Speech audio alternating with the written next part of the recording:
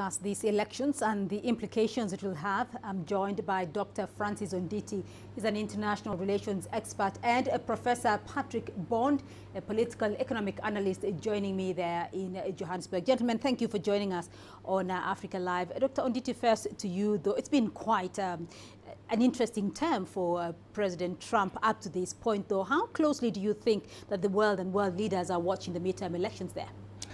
Yeah, it is. It's an important election for not just the U.S. but also the world, because we've seen, even the former president, Barack Obama, getting interested, meaning we could have some kind of, power balance taking place after this midterm election. You are aware that if, for example, some of the seats or the House of Representatives are taken by some of the, the Democrats, the implication that will have on, the president's, term, it's going to be negative.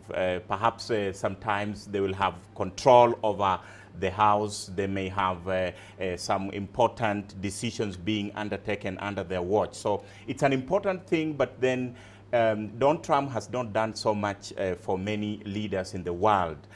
Most of the frameworks that have been existing, he has trashed them.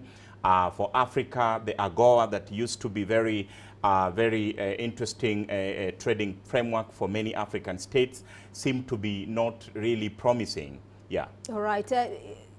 Patrick Bond in Johannesburg, the U.S. economy is up. Jobs have been created and the markets are doing well. It is not all doomsday. Will this favor Donald Trump, though, as Americans cast their vote? Well, this is a very good question, because the dilemma is whether this is an economic sugar high. In other words, it's artificial, because these jobs being created are mostly part-time and low-paid and without benefits. Hence, you've been hearing the Democrats making a very strong pitch for the national health care system that Barack Obama had started.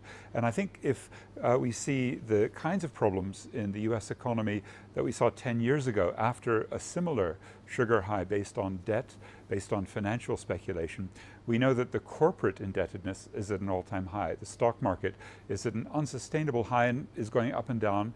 The dollar is very volatile right now.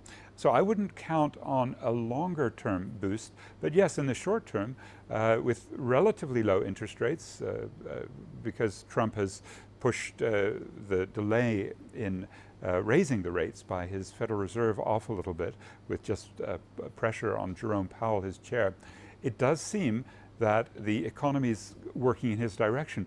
And that's why it's interesting that he's not making more of it. He's using his kind of rhetorical, emotional identity politics, especially immigration, instead of boasting about the economy. I think anyone knows there, these economic gains, they pass very quickly.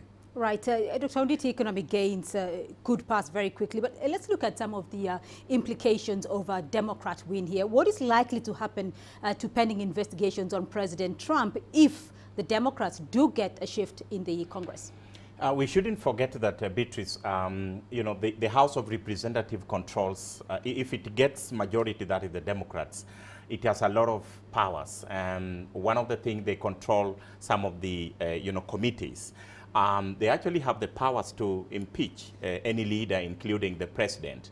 But I think the most important thing would be how, if they were to get the majority, the Democrats, how they're going to mobilize other leaders and the internal party, dynamics, for example, to raise up the cases, and even cases that, or in areas where Donald Trump had put under the carpet, we might start seeing them resurfacing, because the House of Representatives are very key when it comes to, the dynamics of the party, but also in terms of committees and other important,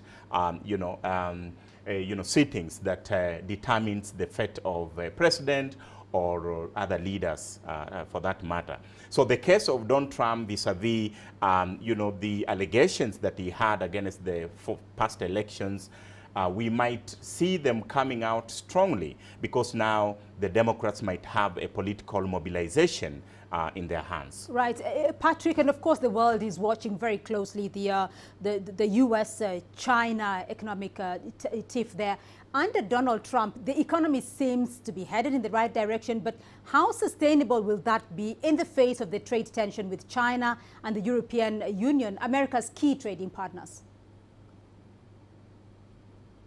Well, that's right, particularly China, with the Trump trade protectionism and high tariffs, forced many companies to buy much more from China in August and September, knowing that there are tariffs coming and hence boosting economic activity. So, for example, the soy producers in the U.S. know that about 95% of their market has just evaporated. Their sales to China will end.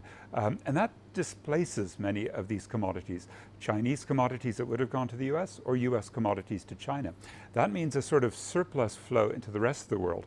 That will probably affect especially South Africa with our exports of steel and aluminium, and also autos, the three major exports we have. And those are going to be very difficult to sustain in this tension. So I think if you put trade along with military threats that come from Trump's very, very hardcore right-wing militarists, the Secretary of State Pompeo, the National Security Advisor Bolton, and you add to that climate change, the impact of what Trump has been doing is devastating. And although the House of Representatives can't really, under a Democratic control, if that's what transpires today, can't really affect those because those are the presidential choices, we would at least begin to see the rest of the world saying, look, you're already losing momentum in your own country, in your own government.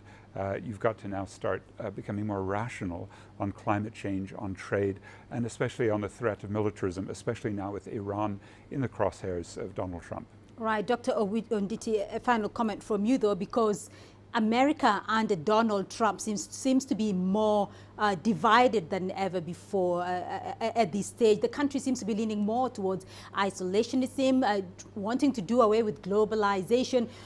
Will the outcome of this election, though, change that trend? Donald Trump has a tendency of isolating America from the global system, which is not a very good attribute. It is not, because the more America gets isolated, the more other powers get into the center. And that will definitely disadvantage American trade. It is going to isolate America from many important deals. He also has a tendency of, undoing the past, especially some of the gains that the Democrats made during their time. And so that will have a negative implication in terms of how it's going to find itself in the global system. So we are likely to see a lot of, retrogression, especially